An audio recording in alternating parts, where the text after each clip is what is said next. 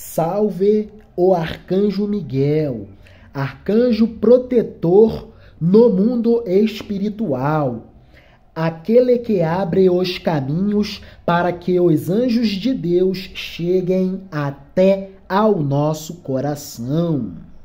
É o contexto do final do capítulo 10 do livro do profeta Daniel.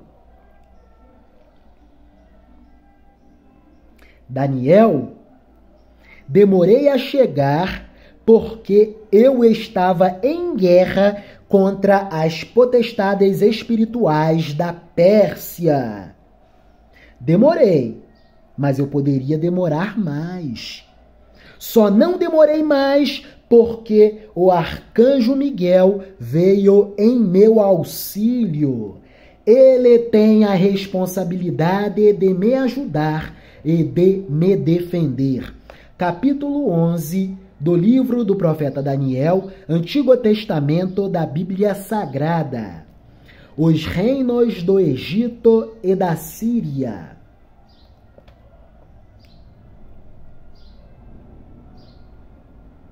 E o anjo do Senhor continuou dizendo: o que vou lhe dizer, Daniel, é a verdade. A Pérsia terá mais 3 reis. Depois deles, terá um 4º rei, que será o rei mais rico de todos. Com a sua grande riqueza, ele será muito poderoso, reunirá todos os seus soldados e atacará o reino da Grécia. Depois aparecerá outro rei, muito valente. O seu reino será imenso e ele fará o que quiser. Mas, quando o seu poder chegar ao máximo, o seu reino será desfeito e dividido em 4 partes. Os reis que vão ficar no lugar dele não serão tão poderosos como ele, e não serão seus descendentes. Esses reis não terão o mesmo poder que ele teve. O rei do Egito será poderoso, mas um dos seus generais será mais poderoso ainda e governará um reino ainda maior. Depois de alguns anos, o rei do Egito e o rei da Síria farão um acordo, e o rei do Egito dará a sua filha em casamento ao rei da Síria, para garantir a paz entre as 2 nações. Casamento para garantir pacto em relações internacionais estabelecidas entre o rei do Egito e o rei da Síria. Curioso. Olha que curiosidade. Por que as visões de Daniel, as epifanias de Daniel, as conversas e as preocupações de Daniel sempre tinham que ver com ciclo de poderes, reinos que sobem e que caem, reinos que emergem e que logo posteriormente entram em decadência? Muito simples. Daniel era um diplomata. Daniel era conselheiro de reis. Daniel era um administrador de província. Daniel era um ministro de Estado. Daniel era um estadista. Daniel era administrador de governos. Então, as preocupações de Daniel eram as preocupações do serviço público da época. O serviço público real, primeiro escalão do serviço público real. Era esse espaço que Daniel frequentava, mesmo sendo escravo. Então, as preocupações de Daniel eram sempre no sentido de as relações internacionais, a política externa, a economia da Babilônia, a economia da Pérsia, a economia internacional, o comércio exterior, a compra e venda internacionais. As compras internacionais, as vendas internacionais, importação e exportação, essas eram as preocupações de Daniel. Logo, as visões, os sonhos, as epifanias de Daniel eram sempre nesse sentido, os negócios de Estado. Afinal, Daniel, mesmo escravo, era um estadista, era um sábio intelectual das coisas de governo. Assim como, cerca de 1000 anos antes de Daniel, José do Egito, ministro das finanças do Egito Antigo. Egito de cerca de 3.700 anos para trás em relação a nós. Seguindo com as revelações do anjo para Daniel. As confusões entre os reinos do Egito e os reinos da Síria. Veja, Daniel, o que acontecerá. A sucessão de poderes, poderes políticos, poderes militares, poderes econômicos, poderes religiosos, poderes militares, poderes políticos e econômicos. O rei do Egito será poderoso, mas um dos seus generais será mais poderoso ainda e governará um reino maior. Depois de alguns anos, o rei do Egito e o rei da Síria farão um acordo, e o rei do Egito dará a sua filha em casamento ao rei da Síria, para garantir a paz entre as duas nações. Salomão fazia muito isso. Salomão se casava com princesas de reinos do estrangeiro para firmar e ratificar e chancelar acordos internacionais. Salomão, o rei Salomão, o filho de Davi.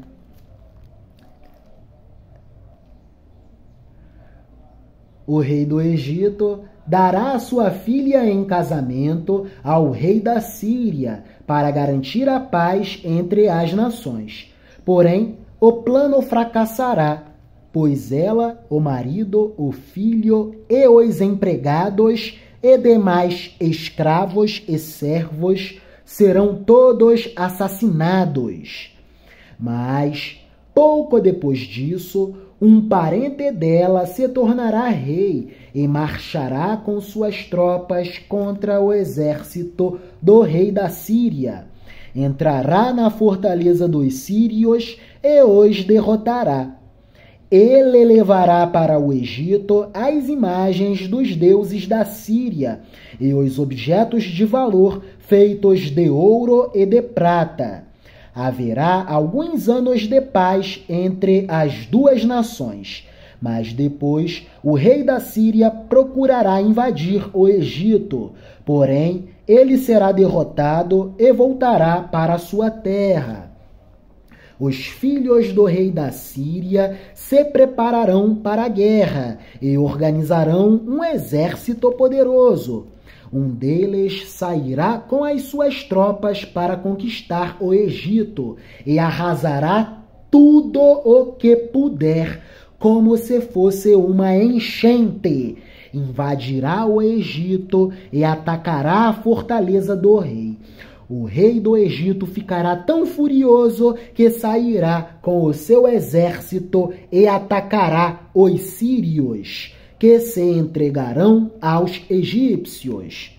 O rei do Egito ficará muito orgulhoso por ter derrotado os sírios e por ter matado tantos e muitos soldados. Mas o seu poder durará pouco. Depois, o rei da Síria reunirá um exército ainda maior e, após alguns anos, voltará com o seu grande exército bem armado para atacar o Egito. Aí muitos povos se revoltarão contra o rei do Egito. Entre eles haverá muitos homens violentos da terra de Israel que, revoltados, obedecerão a uma visão que tiveram, mas serão derrotados. Muitos povos se revoltarão contra o rei do Egito. Entre eles haverá alguns homens violentos da terra de Israel. Eles se revoltarão obedecendo a uma visão que tiveram, mas serão derrotados. O rei da Síria virá com o seu exército, construirá rampas de ataque em volta de uma cidade protegida por muralhas e a conquistará. Nem mesmo os melhores soldados do exército egípcio poderão impedir o avanço das tropas sírias. O inimigo fará tudo o que quiser com os soldados egípcios, e não haverá ninguém que resista. Ele invadirá a terra prometida e a conquistará novamente. Então, o rei da Síria porá todo o seu exército em pé de guerra para lutar contra o Egito. A fim de derrotar o inimigo, ele fará um acordo com o rei do Egito. Ele oferecerá a filha em casamento para chancelar e ratificar pacto de relações internacionais. Muito importante. Mas esse pacto não será bem sucedido. Aí ele atacará as cidades do litoral do mar Mediterrâneo e conquistará muitas delas. Mas um chefe militar estrangeiro acabará com o seu orgulho e poder e o deixará envergonhado. O rei da Síria voltará para atacar as fortalezas do seu próprio país, mas fracassará e será morto, e nunca mais se ouvirá falar dele. Em lugar dele, reinará outro rei, que mandará um oficial para cobrar impostos a fim de enriquecer o seu reino. Logo depois, esse rei será morto, mas isso não acontecerá no campo de batalha. O seguinte rei da Síria será um homem muito mau, que não terá direito de ser rei. Mas ele disfarçará as suas más intenções. É um conspirador e, com intrigas, conquistará o poder. Ele derrotará todos os exércitos inimigos e matará o grande sacerdote. Enganará os que fizerem acordos com ele, e mesmo com um pequeno exército, ele se tornará cada vez mais poderoso. Atacará de surpresa as províncias mais ricas do país, e nelas fará coisas terríveis que os seus antepassados nunca fizeram. Virá um abominável da desolação. Repartirá com os seus soldados as riquezas, os bens e os objetos de valor que caírem nas suas mãos.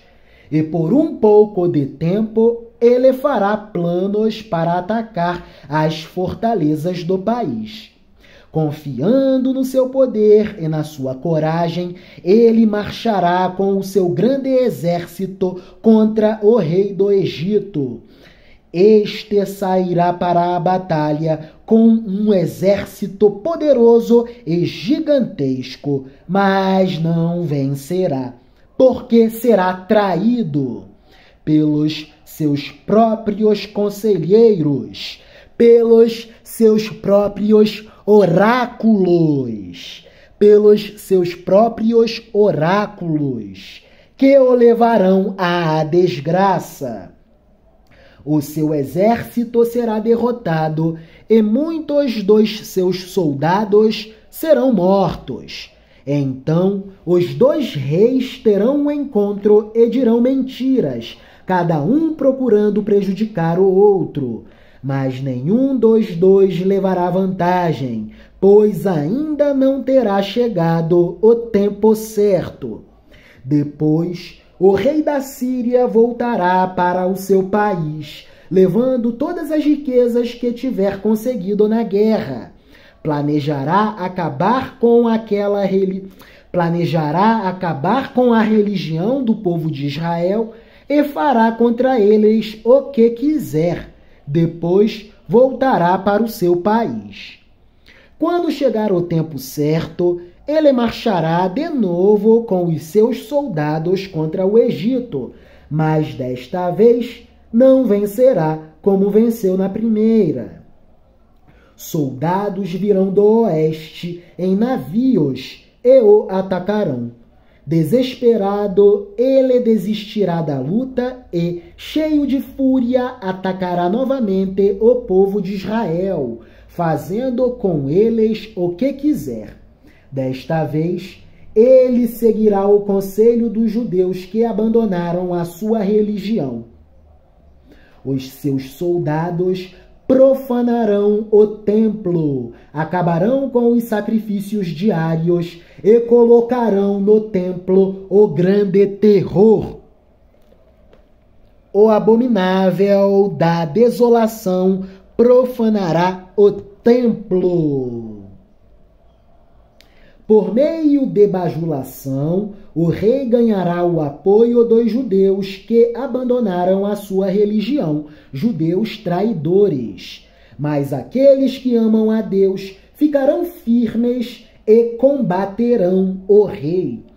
Mestres sábios aconselharão o povo, mas por algum tempo serão mortos à espada ou no fogo, ou serão mandados para fora do país como prisioneiros, ou perderão todos os seus bens, serão perseguidos. Durante este tempo de perseguição, o povo de Deus receberá a ajuda de alguns, mas muitos os ajudarão só por interesse próprio. Alguns dos mestres sábios serão mortos, mas isso será um meio de purificar e de aperfeiçoar o povo de Deus. Isso continuará até chegar ao fim, no tempo marcado por Deus. O rei da Síria fará o que quiser. Ele será tão vaidoso que pensará que está acima de todos os deuses e dirá coisas terríveis contra o Deus dos deuses. Ele se comportará como Lúcifer. Ele pensará que está acima de todos os deuses e dirá coisas terríveis, coisas altivas contra o Deus dos deuses. Ele fará tudo isso até que Deus o castigue, pois Deus o castigará de acordo com o que já decidiu.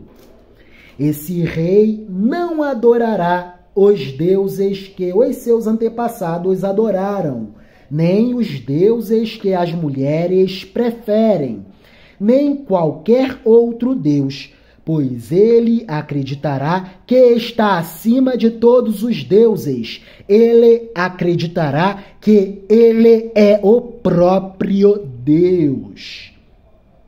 Ele acreditará que está acima de todos os deuses. Mas ele adorará o Deus protetor das fortalezas, a esse Deus que os seus antepassados não conheciam. Esse rei oferecerá ouro, prata, pedras preciosas e outros objetos de valor. A esse Deus, ao Deus protetor das fortalezas, que os seus antepassados não conheciam, esse rei oferecerá ouro, prata, pedras preciosas e outros objetos de valor. Com a ajuda de pessoas que adoraram um Deus estrangeiro, ele defenderá as suas fortalezas, e todos os que o aceitarem como rei receberão honrarias, posições de autoridade e serão beneficiados com terras. Receberão benesses, prebendas, serão subornados.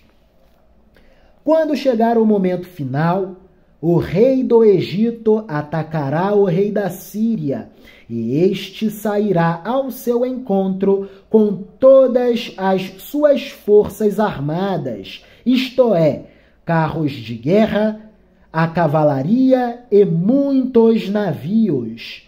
Como as águas de uma enchente, os seus soldados invadirão o Egito. Ele invadirá também a terra prometida e matará milhares e milhares de pessoas. Mas escaparão os povos de Edom e de Moabe, e a maior parte do povo de Amon. O seu exército ocupará muitos países, nem mesmo o Egito escapará. Levará do Egito os tesouros de ouro e de prata e outros objetos de valor, e conquistará também a Líbia e a Etiópia. Mas chegarão notícias do leste e do norte que o encherão de medo. Furioso, ele sairá com os seus soldados, resolvido a matar muita gente. Armará o seu acampamento entre o mar Mediterrâneo e o lindo monte sagrado, mas morrerá, e não haverá ninguém para socorrê-lo. Que beleza! E chegamos ao capítulo 12 do livro do profeta Daniel, o momento final.